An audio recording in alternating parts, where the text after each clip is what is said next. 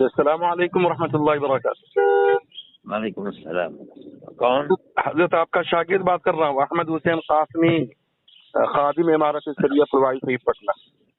فرمائیے۔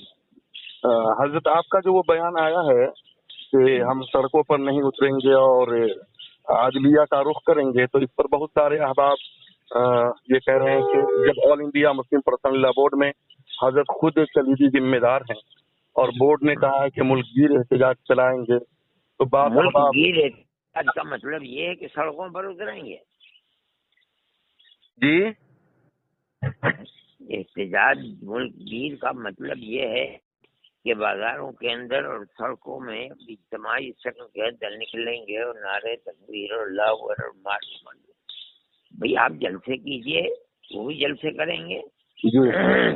احتجاج سڑکوں کے اوپر نکلنے کا کیا مطلب ہوتا ہے؟ جلسے کرنا ہوتا ہے مطلب؟ پڑھے لکھے آدمی ہو، سوچو سمجھو میں نے کیا کہا ہے اور کیا الفاظ ہیں۔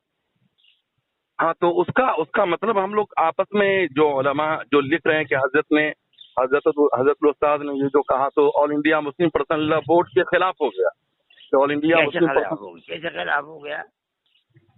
مسلم پرسنل لا بورڈ اگر یہ کہے کہ ہم احتجاج کے اندر جلسے نکالیں گے اور چلیں گے، ہم بازاروں کے اندر گھومیں گے، ایسا نہیں تھا بورڈ نے، ایسا نہیں کہا تو کیا تعارض ہے؟